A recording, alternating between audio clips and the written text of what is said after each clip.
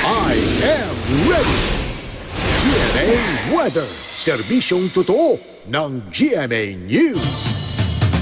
Anumang oras nga mula ngayon, posibleng pumasok sa Philippine Area of Responsibility ang bagyong may international name na Maysak.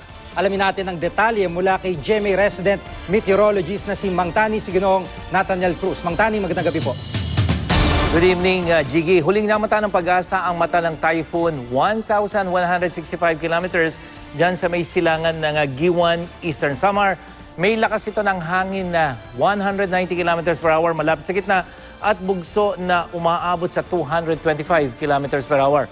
Inaasahan kikilos ito pakanluran, hilagang kanluran ng west-northwest sa bilis na 20 kilometers per hour.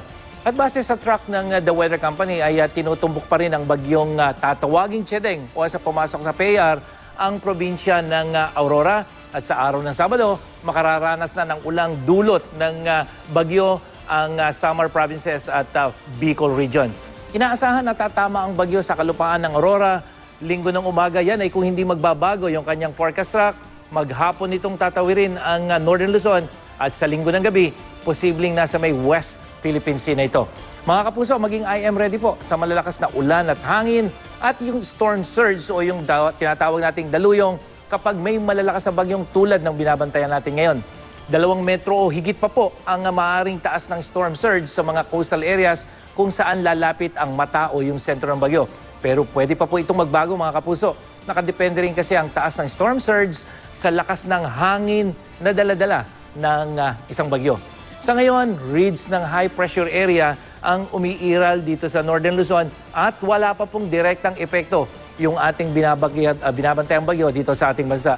Bukas at sa araw ng Biyernes, asahan ang mahinang ulan dyan sa ilang bahagi ng Northern Luzon. Samantalang sa Visayas, mas maganda ang lagay ng panahon at may mga pag-ulan din dulot ng thunderstorm dyan sa Mindanao. At para naman sa ating weekend outlook, asahan na po ang ulan dyan sa may Bicol Region.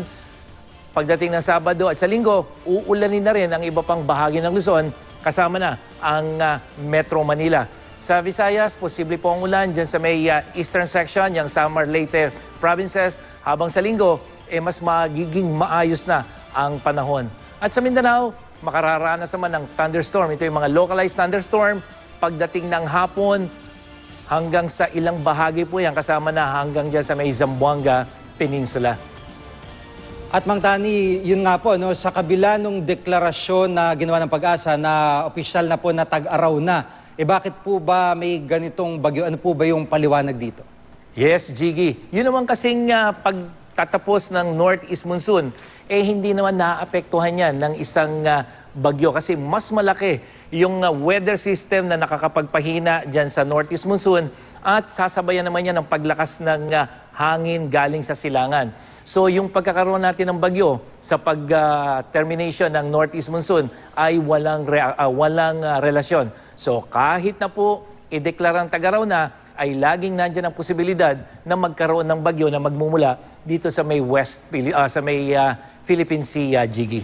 At Mang Tani, yung tsansa po na lumihis yung bagyo pataas, wala na pong tamaan sa atin, manatili na lang sa dagat, ano po ang tsansa nito?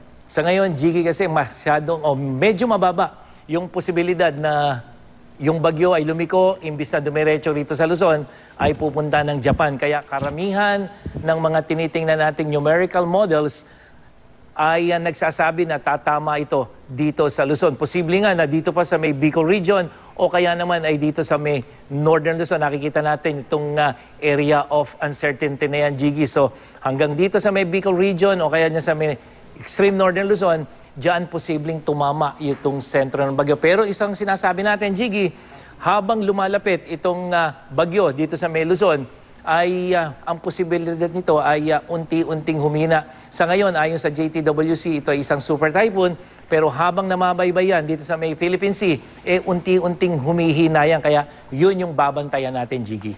Opo, maraming salamat po, Mang Tani Siginoong Nathaniel Cruz, ang ating GMA resident meteorologist. At yan ang latest mula sa GMA Weather. Ako po si Nathaniel Cruz. Magplano para sigurado. I am ready. Serbisyong totoo ng GMA News.